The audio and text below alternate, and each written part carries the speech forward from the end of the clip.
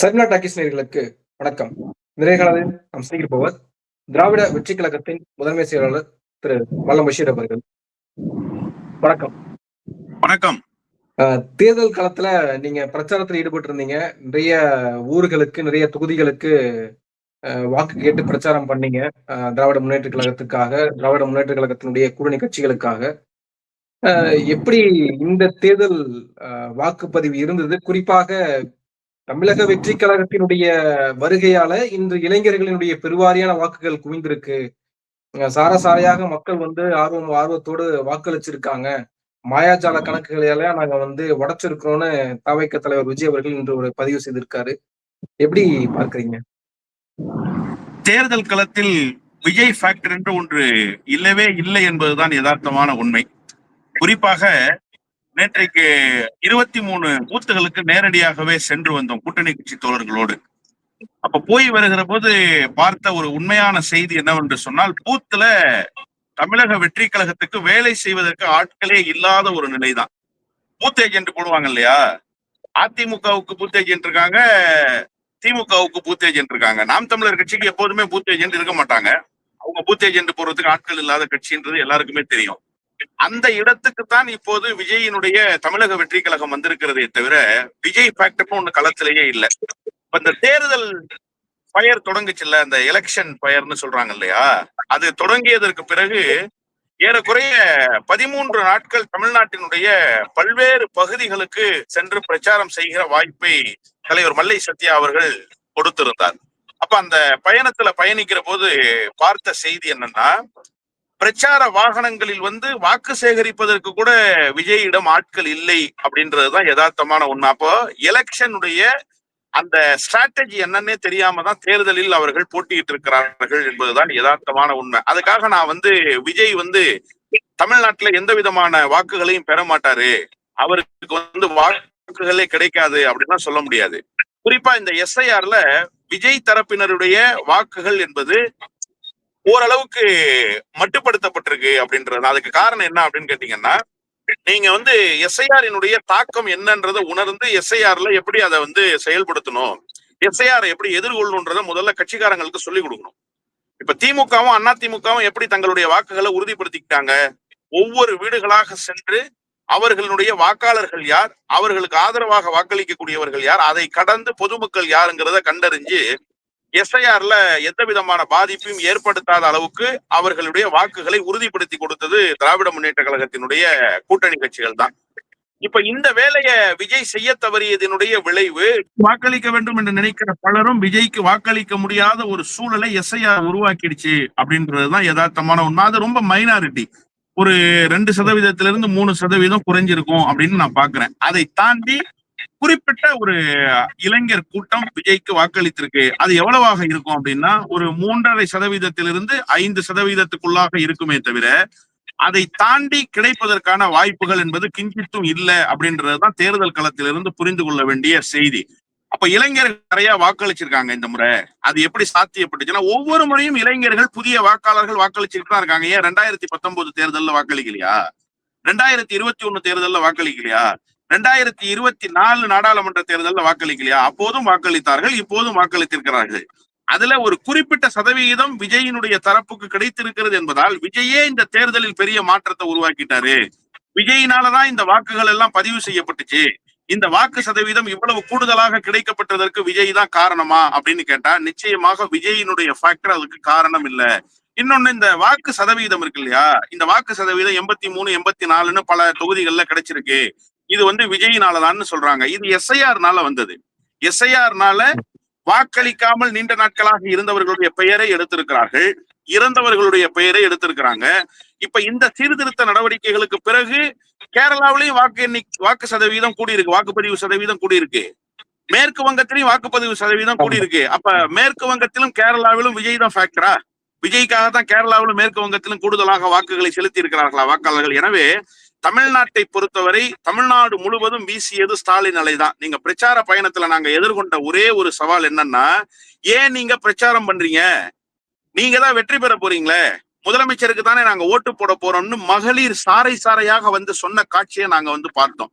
குறிப்பாக அந்த மகளிர் உதவித்தொகையை 4.5 ஆண்டு காலமாக செம்மையாக செயல்படுத்திய முதலமைச்சரினுடைய அந்த திட்டம்.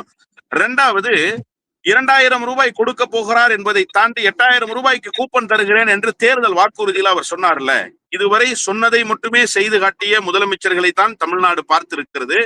சொல்லாததையும் செய்து காட்டுகிற முதலமைச்சரை இப்போது தமிழ்நாடு பார்த்திருக்கிறதுங்கிற செய்தியை அந்த மகளிர் முகங்களில் ஒவ்வொரு முகத்திலும் பார்க்கிற போதே இயல்பாகவே புரிந்து கொள்ள முடிந்தது. எல்லா இடங்களிலும் திராவிட முன்னேற்ற கழகத்தினுடைய கூட்டணிக்கு ஆதரவான அலைதான் வீசியது. விஜய்க்கு நாங்க ஓட்டு போட போறோம்னு சொல்கிற மக்களை நாங்கள் எந்த இடத்திலையும் பார்க்கல. குறிப்பா இந்த சின்ன பிள்ளைகள் வீட்டுல இருக்கிற அப்பா அம்மாவை ரொம்ப டார்ச்சர் பண்ணிட்டாங்க. ஏன்னா கடைசி நாள் விஜயினுடைய ஸ்டேட்மெண்ட் வந்து உங்க வீட்டுல இருக்கிற பெற்றோர்களை நீங்கள் எப்படியாவது கன்வின்ஸ் பண்ணி ஓட்டு போட வைங்கன்னு சொன்னார்ல. அது ஓரளவுக்கு ஒர்க் அவுட் ஆச்சு. எப்படி ஒர்க் அவுட் ஆச்சுன்னா, வாக்கு பதிவுகளாக அது மாறல. ஏன்னா அவங்க அப்பா திமுகவால பயனடைஞ்சிருக்கிறாரு, திராவிட இயக்கங்களால பயனடைஞ்சிருக்கிறாரு. அவங்க அம்மா மகளிர் உதவித்தொகையை வாங்கியிருக்கிறாங்க.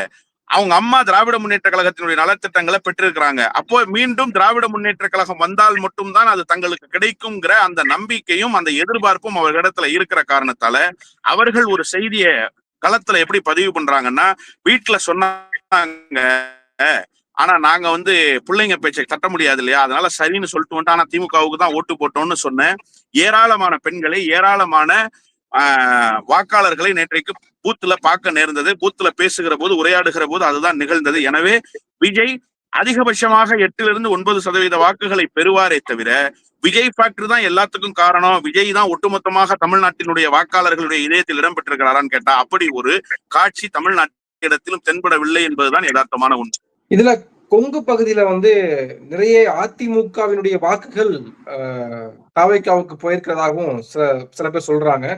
அதிமுக மனநிலையில் இருந்த, அதிமுகவுக்கு ஓட்டு போடுகிற மனநிலையில் இருந்த பலருமே இன்றைக்கு தாவேக்காவுக்கு மாற்று சக்தியாக வந்த தாவேக்காவுக்கு வாக்கு செலுத்தியிருக்காங்கன்றதும் ஒரு பார்வை இருக்கு. நீங்க சொல்றபடி திமுகவுக்கு போட்டிருந்த ஆட்கள் வேணா போடாம இருந்திருக்கலாம். ஆனால் அதிமுகவுக்கு செலுத்திக்கிட்டு இருந்த வாக்குகள் என்று மாறி விஜய்க்கு போயிருக்கு அப்படின்னா அதுவும் அவருக்கான ஒரு பிளஸ் பாயிண்ட் தானே விஜய்க்கும்.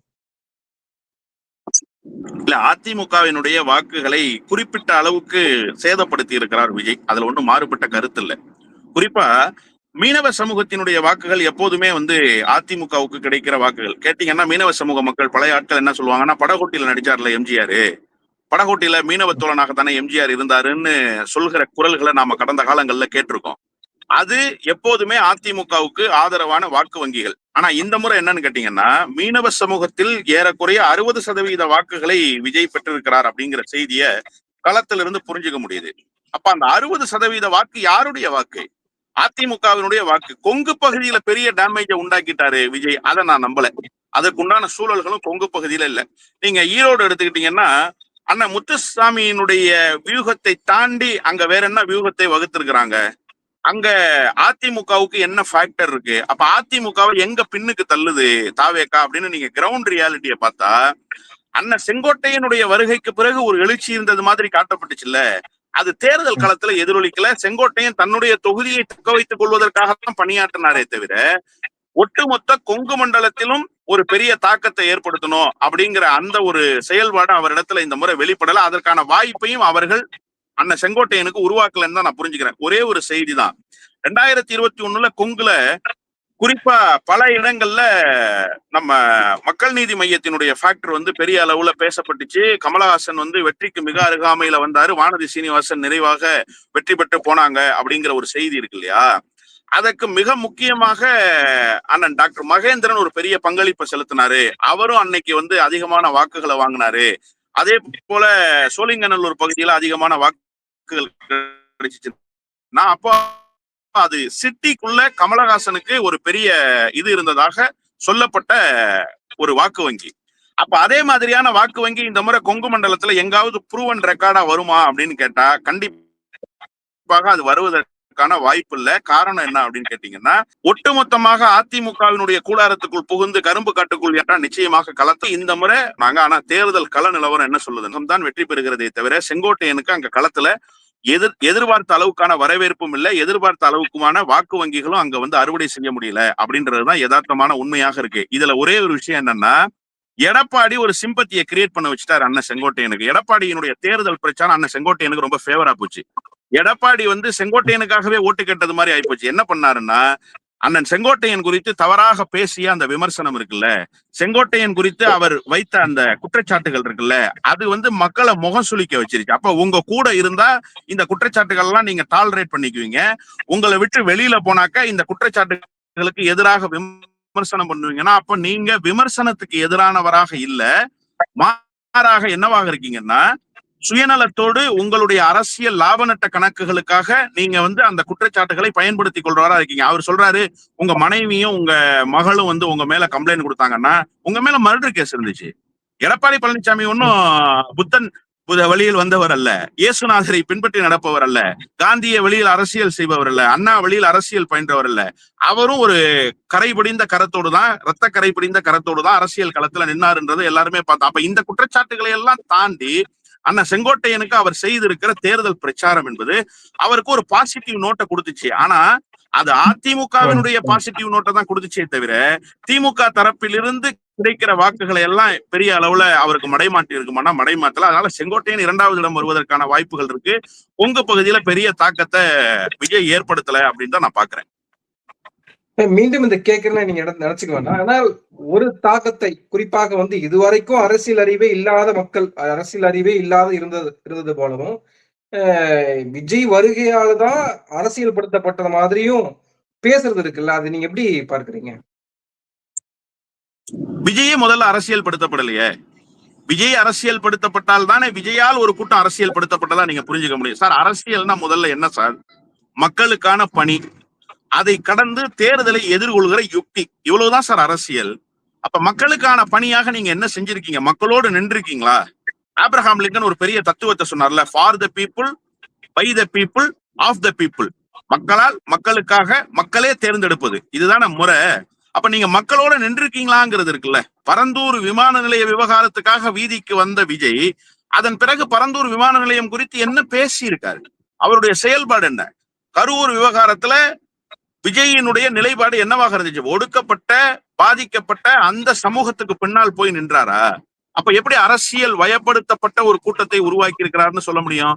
அரசியல் வயப்படுத்திட்டார் ஒரு கூட்டத்தை எப்படி சொல்ல முடியும்? நீங்க திமுக தரப்புல எடுத்துக்கங்க, வார்டு வாரியாக இளைஞரணி பாசறை கூட்டத்தை நடத்திட்டாரு. இளைஞரணி செயலாளராக இருந்த துணை முதலமைச்சர் மாவட்ட வாரியாக நடத்துறது ரொம்ப இயல்பு சார்.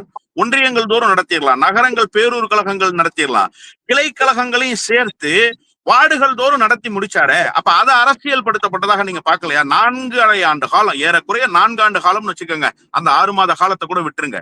4 ஆண்டு காலம் அவர் வந்து ஆற்றி இருக்கிற அந்த பணி இருக்குல்ல, அதுதான் அரசியல் வயப்படுத்தப்பட்டுச்சே தவிர இந்த கூட்டத்தை அரசியல் சொல்லி தந்து அந்த கூட்டத்தை அரசியல் நெறிப்படுத்தியதே தவிர விஜயினுடைய கூட்டம் எங்க அரசியல் நெறிப்படுத்தப்பட்டுச்சுன்னு கேட்கிறேன். விஜயே முதல்ல அரசியல் வயப்படலையா? நீங்க எலெக்ஷன் கேம்பெயின்றது எவ்வளவு முக்கியம்? நாங்க காலையில ஒரு தொகுதியில பிரச்சாரம், மாலையில ஒரு தொகுதியில பிரச்சாரம், இரவு பயணிச்சு போறோம், மறுநாள் காலையில ஒரு தொகுதியில பிரச்சாரம், மாலையில இன்னொரு தொகுதியில பிரச்சாரம், இப்படி கிட்டத்தட்ட 3500 கிலோமீட்டர் ஒரு பிரச்சார பயணத்தை மேற்கொள்றோம். நாங்க எங்க கிட்ட சொகுசு வாகனம் இல்ல, எங்கள்கிட்ட ஆள் அம்பு சேனை இல்ல, கவர்ச்சியான முகங்கள் எங்களிடத்துல இல்ல. அப்ப நாங்க செய்திருக்கிற பணியவே விஜய் செய்யலையே.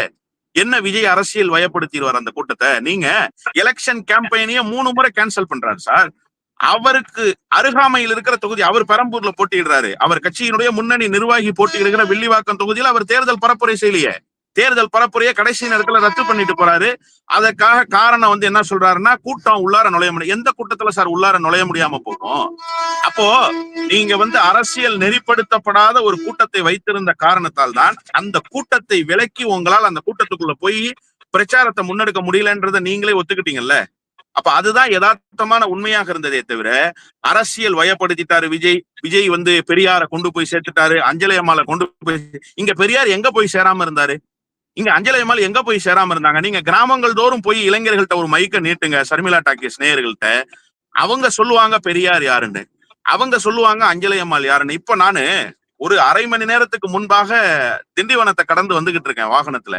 இடதுபுறத்துல பாக்குறேன் அஞ்சலி அம்மாள் நகர்னு எங்கேயோ ஒரு இடத்துல ஒரு மூலையில எப்போதோ ஒரு நகரை அமைத்திருக்கிறார்கள், அங்க குடியிருப்புகள் இருக்கு. அப்ப விஜய் வந்துதான் அஞ்சலி அம்மாள் பேர் வெளியில சொல்லப்பட்டுச்சா? அப்ப அஞ்சலி அம்மாள் நகர்னு ஒரு நகர் அமைச்சிருக்கிறாங்களே, 20 ஆண்டுகளுக்கு முன்பே அந்த இடத்துக்கு பேர் வைக்கப்பட்டிருக்கு. அப்ப இதை நீங்க எப்படி பாக்குறீங்க? எனவே விஜய் ஒரு கூட்டத்தை அரசியல் வயப்படுத்திட்டார் அப்படின்றதெல்லாம் ஒரு எப்படி சொல்வது என்று சொன்னால் மாய பிம்பத்தை கட்டமைப்பு. 2014 சொன்னாங்கல்ல, மோடி வந்து அகமதாபாத் பேருந்து நிலையம் வந்து தாய்லாந்து பேருந்து நிலையத்தை போல இருக்குன்னு தாய்லாந்து பேருந்து நிலையத்தை காட்டினாங்கல்ல, அது மாதிரி ஒரு ஊதி பெரிதாக்கப்பட்ட பிம்பம் தானே தவிர விஜயால் அரசியல் படுத்தப்பட்டவர்கள் என்று இங்கு யாரும் இல்லை. விஜயே அரசியல் படுத்தப்படவில்லை என்பதுதான் யதார்த்தமான உண்மை. நீங்க கூட இப்ப நீங்க சொன்னது போல இப்ப கூட நீங்க பயணத்துலதான் இருக்கீங்க. ஆனால் ஆதவ அர்ஜுனா சொல்றாரு, நிறைய பேர் பயணத்தை தடுத்துட்டாங்க, நிறைய பேர் பயணம் பண்ணுவதற்கான சூழலை இந்த திமுக அரசு தடுத்து நிறுத்திருச்சு, அதிகாரிகளை பயன்படுத்தி போதிய ஏற்பாடுகளை செய்யல, ஏன்னா அவங்கள அதை போய் விஜய்க்கு வாக்கு செலுத்திடுவாங்கன்ற அச்சத்துல முதலமைச்சர் ஸ்டாலின் இப்படி செய்யறாரு அப்படின்னு ஆதவ அர்ஜுனா ஒரு குற்றச்சாட்டு முன் வச்சிருக்காரு. அது எப்படி நம்ம எடுத்துக்கிறது, நீங்க எப்படி அதை பார்க்கறீங்க? இல்ல, எந்த பயணத்தை தடுத்து நிறுத்தினாங்க? முதல்ல சென்னையிலிருந்து ஊர்களுக்கு வரக்கூடியவர்கள், கோவையிலிருந்து ஊர்களுக்கு வரக்கூடியவர்கள், இப்படித்தான் நீங்க வந்து அந்த கூட்டத்தை பார்க்கணும். வெளியூரில் தங்கி இருப்பவர்கள், நீங்க வந்து திண்டிவனம் வந்து சேருவதற்கு 6 மணி நேரம் 7 மணி நேரம் எல்லாம் ஆயிருக்குன்னு சொல்றாங்க வந்தவர்கள். வாக்காளர்களை நேற்று நாங்க சந்திக்கும் போது, சென்னையிலிருந்து நான் வந்தேன், இப்பதான் வர முடிஞ்சது, 3 மணிக்கு வர்றாங்க உச்சி வெயில்ல. எங்க காலையிலே வந்து வாக்களிச்சிருக்கலாமே, ஏன் 3 மணிக்கு வர்றீங்கன்னா, இல்லங்க நாங்க நேற்று இரவு புறப்பட்டோம், நாங்க வந்து மதுராந்தகத்திலிருந்து மேல்மருவத்தூர் வருவதற்கே இவ்வளவு நேரம் ஆச்சு, தாம்பரத்திலிருந்து திண்டிவனம் வருவதற்கே இவ்வளவு நேரம் ஆச்சு, விழுப்புரத்தை கடப்பதற்கு இவ்வளவு நேரம் ஆச்சு அப்படின்னு சொல்றாங்க. அப்ப இயல்பாக மக்கள் வரல அப்படின்னு சொன்னா, அதற்குண்டான ஏற்பாடுகளை செய்யலன்னு சொன்னா, அவங்க எப்படி வந்து சேர்ந்தாங்க? நேத்து எப்படி போலிங் நடந்தது? இப்ப விஜயால் ஒரு தாக்கம் ஏற்பட்டு 83% வாக்குப்பதிவு நடந்துருச்சுன்னு ஒரு பக்கம், இன்னொரு பக்கம் வாக்களிக்க விடாம தடுத்துட்டாங்கன்னா அப்படின்னா 100% போலிங்க கொண்டு வந்திருப்பீங்கன்னு சொல்றீங்களா? நீங்க உங்களோட ஸ்டேட்மெண்ட்ல எது உண்மை எது பொய்? நீங்களே முரண்படுறீங்க.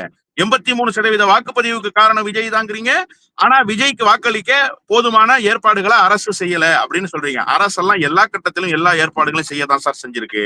இந்த அரசு மட்டுமல்ல, யாரையுமே வாக்களிக்க கூடாதுன்னு தடுக்கிற அரசாக எடப்பாடி அரசும் இருந்ததில்ல, ஜெயலலிதா அம்மையார் அரசும் இருந்ததில்ல. இதெல்லாம் என்னன்னு கேட்டீங்கன்னா, ஆட தெரியாத நடன கலைஞர் வந்து அந்த மேடை கோணல்னு சொல்ற மாதிரி ஒரு பழமொழி சொல்லுவாங்க இல்லையா, அது மாதிரி நீங்க வந்து வாக்குகளை பெற முடியாம போனதற்கு போக்குவரத்து வசதிகளை ஏற்படுத்தி தரல, வந்து வாக்களிக்கிறவங்களுக்கு வாக்களிக்கிற வாய்ப்பை கொடுக்கல. நேற்றைக்கு கூட நான் ஒரு காணொலி பார்த்தேன். 6 மணி, அதாவது 5 மணி சார், கிரேஸ் பீரியட் 1 மணி நேரம், 6 மணி கொடுத்திருக்காங்க சுட்டரிக்கும் வெயிலை காரணத்தை காட்டி. அப்ப நீங்க 6 மணிக்கு பிறகு 6:45 வந்தீங்கன்னா வாக்குச்சாவடி திறந்து இருக்குமா? அப்ப வாக்குச்சாவடிக்கு ஃபைனல் ப்ரொசீஜர்னு ஒண்ணு இருக்குல்ல, எப்ப பொட்டியை மூட்டை கட்டுறது, எப்ப பொட்டிக்கு சீல் வைக்கிறது, எப்ப பொட்டியை பாதுகாப்பா கொண்டு போய் சேர்க்கிறது. நேற்று இரவு 12:30 மணி ஆச்சு. பூத் ஏஜென்ட் எல்லாம் என்ன மனிதர்கள் தானே, ரோபோட் இல்லல்ல. காலையில 5 மணிக்கே போயிட்டாங்க சார் மார்க் போலிங்க்கு. 50 ஓட்டு போட்டு பார்க்கணும் தெரியுமா விஜய்க்கு? அது மிஷின்ல 50 ஓட்டு பிரஸ் பண்ணி பார்க்கணும். மார்க் போலிங்னு பேர் அதுக்கு. அந்த மார்க் போலிங்கை எரேஸ் பண்ணி அந்த ஸ்லிப்பை வாங்கி வைக்கணும். இந்த ப்ரொசீஜருக்கு 2 மணி நேரம் ஆகும். அப்ப பூத் ஏஜென்ட் 5 மணிக்கு போறான், எவ்வளவு நேரம் பூத் ஏஜென்ட் உட்காந்துருப்பாங்க?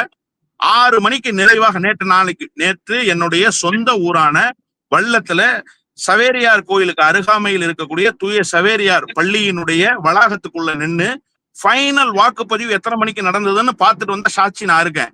5:55 போலிங் நடந்திருக்கு, 6 மணிக்கு போலிங் நடந்திருக்கு. அதன் பிறகுதான் யாரையும் அனுமதிக்கல, அதன் பிறகுதான் கேட்டை இழுத்து மூடினாங்க. அப்போ தேர்தல் ஆணையம் 6 மணி வரைக்கும் வாக்குப்பதிவுன்னு சொன்னதற்கு பிறகு நீங்க அதற்கு பிறகு வந்தீங்கன்னா அதுக்கு யார் காரணம்?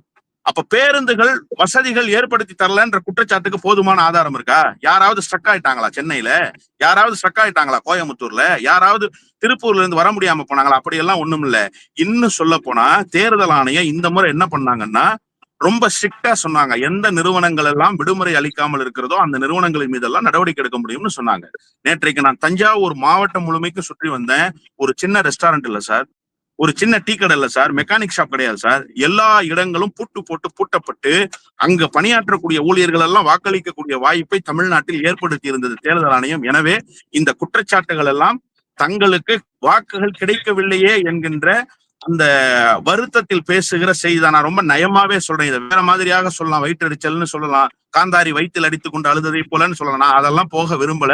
ஒரு வருத்தத்தில் ஆதவ அர்ஜுன் பேசி இருக்கிறார் என்றுதான் நான் பார்க்கிறேன். நன்றி. உங்க பயணத்துக்கு மத்தியிலும் இந்த பேட்டியை கொடுத்ததுக்காக ரொம்ப நன்றி. தொடர்ந்து பேசுவோம். உங்க நேரத்துக்காக மிக்க நன்றி. நன்றி.